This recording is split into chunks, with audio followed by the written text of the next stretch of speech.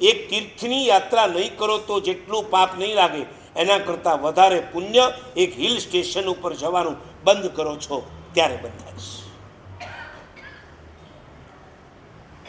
નિવૃત્તિ સમાજને દેખાતી નથી, પ્રવૃત્તિ સમાજને દેખાય છે. તમે તપ કરો છો આખી દુનિયાને ખબર પડે છે. તમે જીવનભર માટે રાત્રિ ભોજનનો ત્યાગ કર્યો કેટલાને ખબર પડે છે. અને ઓર એક વાત, તમે તપ કરો છો, સંઘ તમારું બહુમાન કરે છે. જેણે કાયમ માટે રાત્રિ ભોજનના ત્યાગ કર્યા આ સંઘે ક્યારે એના બહુમાન કર્યા છે? આપો જવાબ. હે? પાપની નિવૃત્તિ. 5 કરોડ રૂપિયા વાપરનારાના આપણે હાર થોડા કર્યા, પણ મારે મહિને 5 લાખથી વધારે ઇન્કમ નહીં કમાવાની, આવું પરિગ્રહ પરિમાણ કરે છે ને, એ પાપની નિવૃત્તિ છે.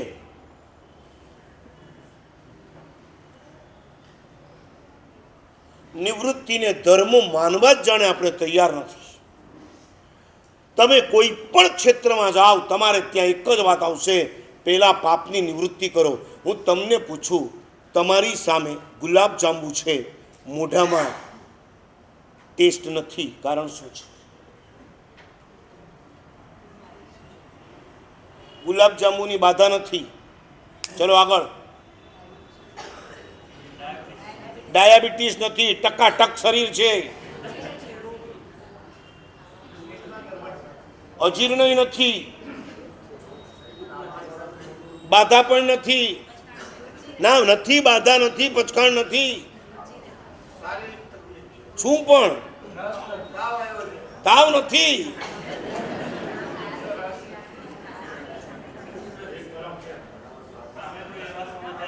ના કોઈ સમાચાર નથી. ઉદઘાટનના બહુ સરસ મજાના સમાચાર મળ્યા છે.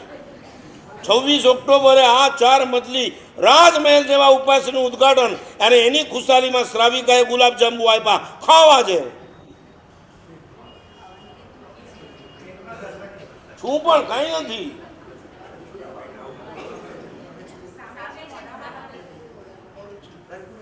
સામે જ છે ગુલાબ જાંબુ. ના ભાવે છે, રસગુલ્લા નહીં, ગુલાબ જાંબુ જ ભાવે. તપ નથી, ખુલ્લું છે, તમારી જેમ છૂટો છે.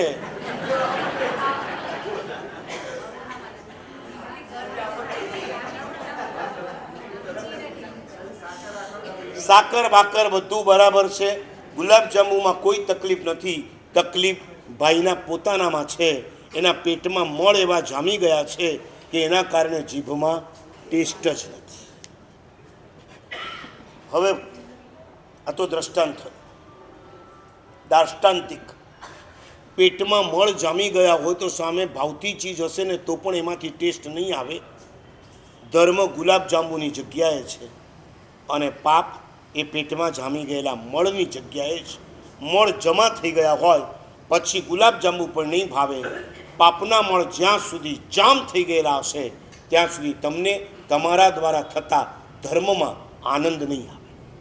તમે ગુલાબ જાંબુ ખાશો ખરા, રુચિ વગર પણ ખાશો ખરા, પણ તમે કહેજો ટેસ્ટ નથી આવતો, તો ગુલાબ જાંબુનો વાંક નથી. ધર્મમાં કોઈ વાંક નથી, ધર્મની કોઈ તકલીફ નથી, ધર્મમાં કોઈ કચાશ નથી. કચાશ તમારામાં છે.